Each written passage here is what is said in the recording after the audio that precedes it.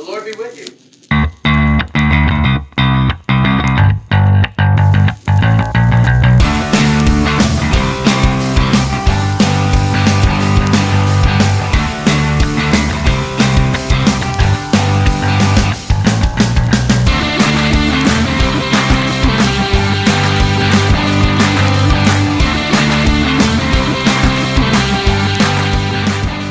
Gospel of our Lord and Savior Jesus Christ. Glory to you, Lord Christ. And he said, there was a man who had 2 sons. The younger of them said to his father, Father, give me the share of my property that is coming to me. And he divided his property between them. Now many days later, the younger son gathered all he had and took a journey into a far country. And there he squandered his property in reckless living. And when he had spent everything, a severe famine rose up in the country, and he began to be in need.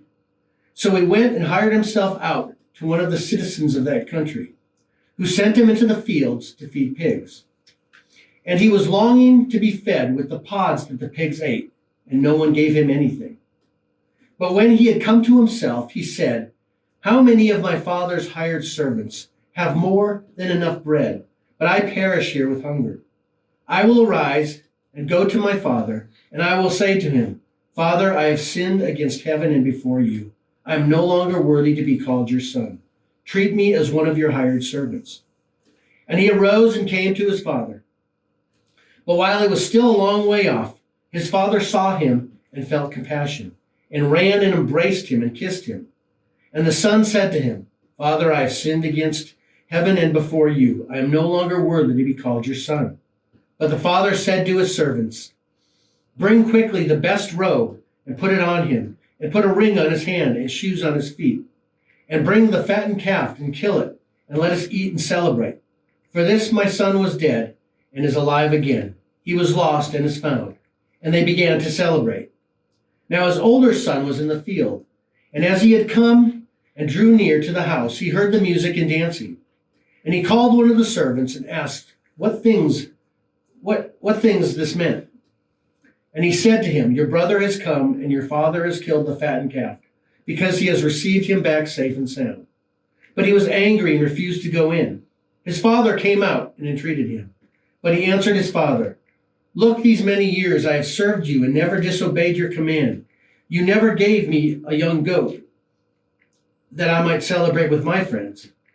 But when this son of yours came, who has devoured your property with prostitutes, you killed the fattened calf for him.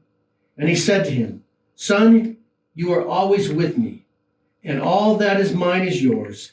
It was fitting to celebrate and be glad, for your brother was dead and is alive. He was lost and is found. The gospel of the Lord. Praise to you, Lord Christ. Amen. Folks, this was yesterday. It was at Costco. Good place to go, right? Mm-hmm. Everybody's like, yeah, Costco. So it's good. Okay. You get some cool stuff there. You get the samples, if anything. No, You can eat your way through. you could literally get a lunch out of it. Okay, so anyway, moving on.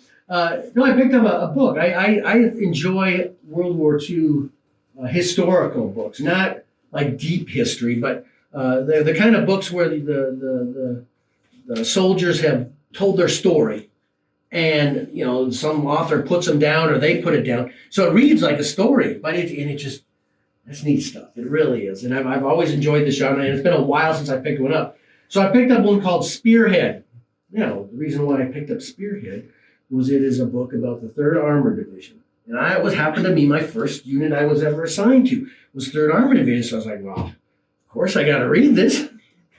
The difference of this particular book, though, it's about tankers. And by tankers, I don't mean some guy out driving a fuel truck. It's about tanks, the ones with the big cannons on the top and stuff. And being a cavalry officer myself, that drew me because, hey, this is cool. This is a story from World War II. So I've gotten into it, and it's good. I highly recommend it, but we can talk about that at fellowship, where you can pick it up and how much. 5 stars. 5 stars. But I bring it up because, again, the tanker aspect is going to lend itself for today's theme, okay? Remember, we've been talking about for the last few weeks to gear up, right? Because of Lent, and we're doing what? It's on the test. The armor of God. So this week's armor piece that we are talking about is the breastplate of righteousness. Oh yeah, the breastplate of righteousness. And for you folks, we've been through several already. It's been pretty fun. So, because you never really hear the explanation of these things. You just read it and you're like, well, what's that mean? So we're breaking it down for everybody and the people back home, what these concepts are here. There is a few, I think it was a few years ago. Men, you'll probably know this better than the ladies. There was a movie that came out called Fury. All right. And it was kind of like I said from the Spearhead book. It was a film about a tank crew, and the name of the tank was Fury. That's what we do. We name our vehicles. We put name, and we personalize it. Well, and there's a big reason for that too, because this tank crew, they live inside this steel vehicle, and it's really small, folks. It's not like a nice studio apartment or something. It's probably the size of these chairs here on this side at its max.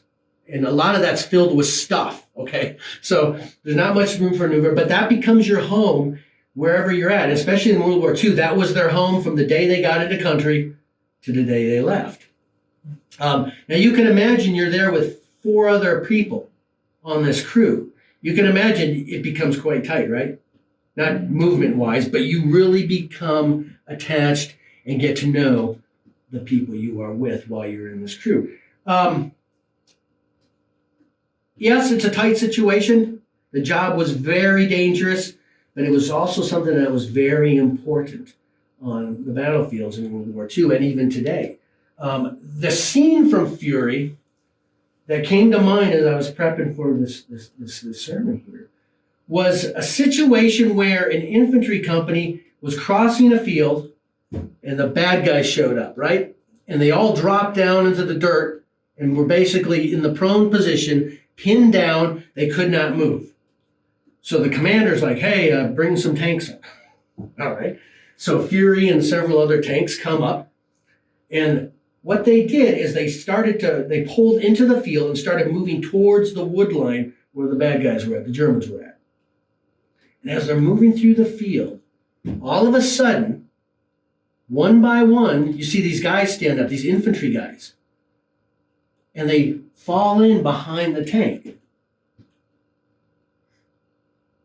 They stand up, they run, get behind the tank. Sure, soon there's this whole line of men behind the tank. Why are they doing it? It's the safest place in the field is behind that armored vehicle, right? If the bad guy starts shooting at them, they're going to shoot at the tanks first. And of course, the tanks have the firepower as they're moving through, thus engaging the enemy, winning the day for the American forces there. It meant a lot. But it's this concept of, okay, if I want to be protected on the battlefield, armor's the way to go, right? We're talking about the armor of God. Armor is good to have. Okay, I've told you before. We're in a fight as Christians. We really are. Not a physical fight. I mean, I don't want people to think, well, this is violence. No. We're in a battle against the world, against what Satan throws at us, and against sin. And again, we're in a battle also to bring the Great Commission to the rest of the world. It makes sense. So as we know in Ephesians, what does it say? Put on the full armor of God. So the breastplate portion of this. For a modern soldier, I can tell you have this vest that's made out of all sorts of fibers now. But inside the vest are these plates of ceramic plates that can stop, in theory, projectiles or fast-moving steel that's very hot. It's supposed to stop that. That's the goal. It does work. You pray that it works, but sometimes there's gaps, okay? But you wear this, and it's not light. It's heavy. I mean, when you get back from an all day out running around and you take that off, I think it's the best feeling in the world. You take that vest off and you lay it down, you're like, oh. You just bask in the fact that the weight's gone, you're cooling off because usually it's very hot, but it's there for a purpose. Now, back in the days when Paul was writing Ephesians, remember, I told you he was chained up probably to a bunch of Roman soldiers. So he had a lot of time to think about, that would make that'd make a good sermon there, right? That would preach to that armor. The breastplate. What does it do? Again, I told you it fits on the torso, like a modern day vest. It protects probably your most vital area of the body. What's all up in here? You got your heart, you got your lungs, you got your stomach, you got your spleen, you got your gall, you got all that stuff. Everything that's important is all right in here. Thus, it makes sense that if you're putting on something for protection, that's protected. Now, the belt, okay, so with that, we know that it protects vital areas. So that's basically, it protects your life in general. But it's called the breastplate of righteousness. We're going to look into that righteousness aspect of this here. The way I see putting on the breastplate of righteousness in the description of it is a heart centered on God. All right? When one's heart is in it, one is fully dedicated to the cause. When your heart is protected, when it's in it, when you're living for Christ, you're fully into the Christian life. That's being protected. That's protecting your heart. Taking that concept and in your thought process. The breastplate of righteousness is basically living a godly life as a daily, minute-by-minute pattern. Does that make sense? All right. Now, one thing you have to remember when you're talking about righteousness, remember it's not your own. It's never your own, okay? We can't do this on our own. We rely on the righteousness of Christ. We're getting ready to do Easter here. Christ died for us, right? He rose from the dead and has bestowed upon us a transformation in our life to live good lives. But when it really comes down to it, we are relying on his righteousness because we're going to screw up, we're going to sin, and we're going to falter. But the concept of living fully for God and developing a pattern in our lives is what helps us on the daily, struggles that we face. Today's gospel, now you're like, wow, what's the prodigal son have to do with a breastplate of righteousness? What I did see in the prodigal son story, because I really do see there is a connection. You see the two sons, the older son and the younger son. They were both raised, as I would assume, because of the father's godliness, they were probably raised the same in a godly family. But the younger son made a decision in his life. Okay, he said, hey, I'm going to go out and live for myself. Thus dropping this godly pattern of living, right? And living for himself. And we see what happens. He goes out, he takes his inheritance, goes out, squanders it completely, lives crazy, and this is many people's story in life. Really, it is. There's usually a prodigal moment. They go out, I'm going to live for myself. And where did he get them? It got him riches. He became a lawyer. Can I say that on camera? No, it didn't. It says he became destitute and everything was gone. So he had turned his heart. His heart was not with God. His heart was not where it was supposed to be. In a sense, he didn't have his breastplate of righteousness on. He was wide open, and he could have, in the long run, if he continued down that path, maybe died. Maybe lost his life for good. But he knew, if I return to my father, and he was willing to return to his father as a servant, He said, if I return him, even as a servant, I'm better off than I am now. And I love this story. I love this part of the story when he is returning and the father sees him coming. The father just doesn't say, oh, that guy's coming back, go inside the house and you watch TV. No, he ran to his son. And if you stop for a minute and use that imagery, because, we're talking about a parable here. We're talking about a story that's supposed to describe God to us. When we as Christians turn towards God, God just doesn't say, oh, yeah, you really screwed up. No, he runs. He runs to us, embraces us. It's, welcome home, son. Man, that just hit you. That just hit you hard. But it all comes down to, again, he had departed, what would be a godly, righteous life. And he got himself into trouble. Now, the righteousness of Christ, thank God, it brings us back. It pulls us back in. We are treated as sons and daughters in the eyes of God. Now, as we've been going through the armor thing here, we like to just not give an explanation of it, but we like to tell you kind of how sometimes to do this. So I did come up with real quick, and I'm going to just breeze over these real quick, how we do it. Because I really believe, again, it comes down to making a godly life a habitual thing that you do every day. It's just something you do naturally. When you wake up, you're a good person. Does that make sense? You wake up, hey, I'm a good person. As opposed to waking up going like, what devious things can I do today? You know what I'm saying? Maybe the younger people would be more like, no, I'm James.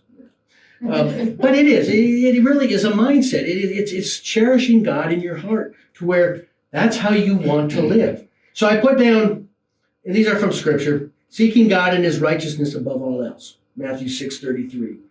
Make him and his ways our dwelling place, where you dwell. Psalm 91:1. Delight in his commands and his word.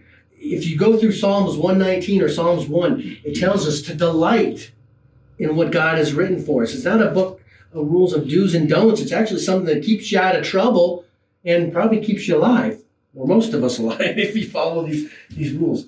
So I would encourage you today, as you do think about the aspect of the breastplate of righteousness, that this is a real critical thing because, like I said, the breastplate covers the most vital parts of your body. Surely it's worth getting on our knees before God and saying, Lord, remember I told you when you pray, be careful because God's going to grab on and do it.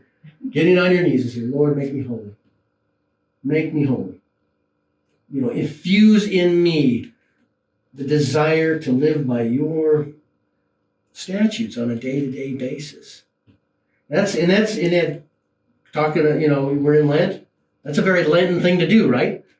Get on your knees and say, Lord, fill me, make me holy, show me what I need in my life. All right. The breastplate. Now I ran the numbers as far as like Easter. We're not going to make it. No pieces of the armor. But we're going to try to get there best we can. I may leave the sword of the Spirit out because I think we can do that in regular time or Easter time. We'll talk about that. But we still got 2 more items. We got the boots of the gospel and the shield of faith. So I think it's going to be a lot of fun, folks. I hope you're enjoying it. I mean, I think it's, something a little bit different than just average sermons, and hopefully it'll, like we said when we began the series, we'll let us gear up and be ready for this Lent season and for what the world throws at us on a daily basis. All right, amen.